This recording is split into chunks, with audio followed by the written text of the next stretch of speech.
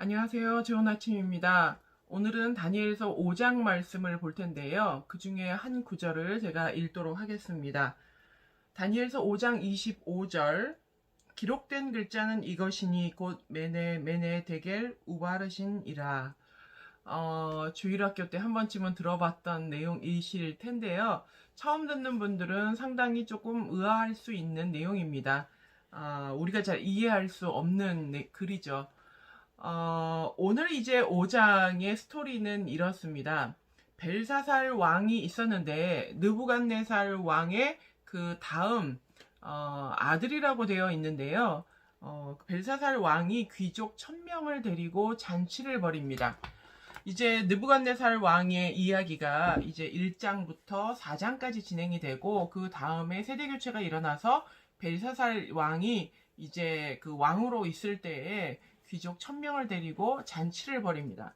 근데 그 잔치 자리를 벌이면서 느부갓네살 왕 때에 그 이스라엘에서 가지고 왔던 탈취해 왔던 성전 안에 있는 귀한 그릇들을 가지고 나오라 그럽니다. 그러니까 금과 음으로 만든 그릇들을 가지고 와서 본인이 귀족들에게 잔치를 베푸는 술과 음식을 담는 용으로 성전의 그릇들을 사용합니다. 어찌 보면 굉장히 하나님을 모독하는 행위를 하는 거죠. 그렇게 이제 그 성전의 그릇을 가지고 술을 마시고 이렇게 하면서 그들이 또 했던 행동이 뭐냐 하면 금과 은과 구리와 쇠와 나무로 만든 또 돌로 만든 그런 우상을 찬양하는 행위를 합니다. 뭐 학자들은 뭐 이러한 행위가 종교적인 의식에 가까운 행위였다고 하지만 뭐 그것이 아니라 하더라도 하나님의 성전에서 가져온 금과 은그릇을 가지고 거기에 술과 음식을 담아서 그들이 파티를 열면서 동시에 어떤 그런 금이나 은이나 돌이나 나무나 이런 것들로 만들어진 그 하찮은 우상을 찬양하고 높이는 행위를 그 귀족들과의 잔치에서 했다는 겁니다. 그렇게 막 흥청망청 또 그들을 우상을 찬양하고 있던 때에 한 손이 나타나서 벽에다가 글을 쓰는데 그 글의 내용이 오늘 읽었던 본문 메네 데겔 우바르신이라는 글입니다.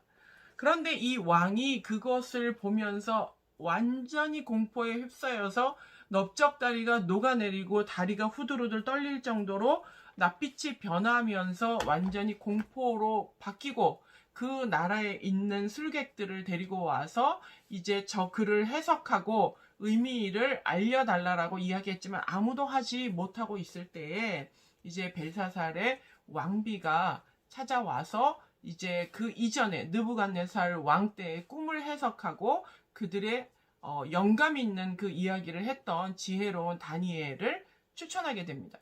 그래서 이제 벨사살 왕이 다니엘을 불러서 지금 저 벽에 써 있는 저 글씨가 무엇이냐라고 물어봤을 때 다니엘이 뭐라고 하냐면 느부갓네살 왕 때에 그렇게 임의로 죽이고 임의로 살리고 임의로 높이고 임의로 낮추더니 이제 하나님의 심판을 받아 짐승처럼 살다가 그렇게 모든 영광을 빼앗겼다가 다시 하나님의 은혜로 복귀했었는데 이제 그것을 보고 자란 당신이 어떻게 이렇게 하나님 앞에서 성전에 그릇을 가져다가 하나님을 모욕하며 또 이 우상에게 절하고 찬양하며 하는 일들을 할 수 있느냐. 그러면서 이 글의 의미가 무엇이냐 하면 하나님이 이미 그 왕의 나라의 시대를 이렇게 저울로 재어봤는데 함량미달이라는 거예요. 그래서 이미 너의 나라는 끝났다라고 이제 그 글을 해석을 해줍니다. 그리고 나서 그날 밤에 벨사살 왕은 죽습니다. 이게 이제 오늘 5장의 내용입니다. 오늘 이 말씀을 통하여서 우리가 기억할 것은 그 아버지 세대 때 있었던 그 수많은 일들이 있었어요. 우리가 잘 아는 풀무불에 들어갔던 이야기, 그래서 살아나왔던 이야기, 또 짐승처럼 7년 동안 그 생활을 하다가 다시 하나님의 은혜로 돌아오면서 그제서야 하나님을 경배하고 하나님 앞에 영광을 올려드렸던 그 아버지의 파란만장한 인생을 보고 자랐음에도 불구하고 그 벨사살 왕이라고 하는 자는 오히려 그 모든 하나님께 영광을 올려드리는 것을 멈추고 하나님을 모독하는 일을 함으로 이제 오히려 우상을 숭배하고 우상을 찬양하는 일을 모든 귀족들과 함께 했다는 겁니다. 과연 본다는 것은 무엇일까요? 봤다고 해서 모든 사람이 그 본 것에 깨달음을 얻고 또 깨달았다고 해서 그 깨달은 것을 실천하지는 않는다는 것을 이 벨사살 왕을 통해서 알 수 있습니다.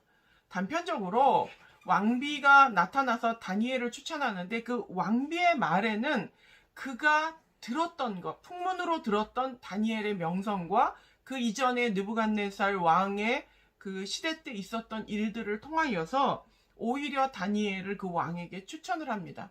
이 사람이 당신의 그 고민과 그 글에 대한 해석을 풀어줄 수 있을 것이다라고 확신을 하는 거죠. 가까이 있던 사람이라고 해서 자식이 부모를 봤다고 해서 모든 자식이 그 부모를 따라 행하지 않는 것처럼 본다는 것은 어찌 보면 그냥 보는 게 아니라 본 것을 깨닫고 또 깨닫는 것을 실천하는 것, 그것이 진정으로 본다는 것의 의미라고 생각을 합니다. 오늘도 우리는 많은 것을 볼 것입니다. 그런데 그 본 것 가운데 지혜가 있는 사람은 그것을 통해서 깨달을 것이고 또 그것을 깨달은 사람들 가운데 더 지혜가 있는 사람은 그것을 실천할 것입니다. 벨사살 왕이 아버지의 행적을 보고 깨닫고 자기도 그 하나님 앞에 영광을 올려드리는 그 행함을 가졌었다면 메네메네 데겔 우바르신이라는 그런 하나님의 심판을 만나지는 않았을 거라는 거죠. 오늘 제가 읽었던 19절에 나왔던 이야기가 어쩌면 우리에게 경고하시는 하나님의 주요 메시지일 수 있습니다. 임의로 죽이고 임의로 살리고 임의로 높이고 임의로 낮추더니 그가 마음이 높아지며 뜻이 완악하여 교만을 행함으로 그의 왕위가 패한 바 되며 그의 영광을 빼앗기고 느부갓네살 왕에게 있었던 이야기입니다. 오늘 하루를 살면서 임의로 우리가 누군가를 해하고 임의로 누군가를 높이고 임의로 하는 것이 아니라 모든 주권이 하나님 앞에 있다는 그 믿음을 가지고 하나님께 기도하고 상의하며 하나님의 뜻을 따라가고 본 것을 깨닫기만 하는 것이 아니라 깨닫고 실천하는 데까지 가는 우리 되기를 축복합니다. 오늘도 승리하십시오. 감사합니다.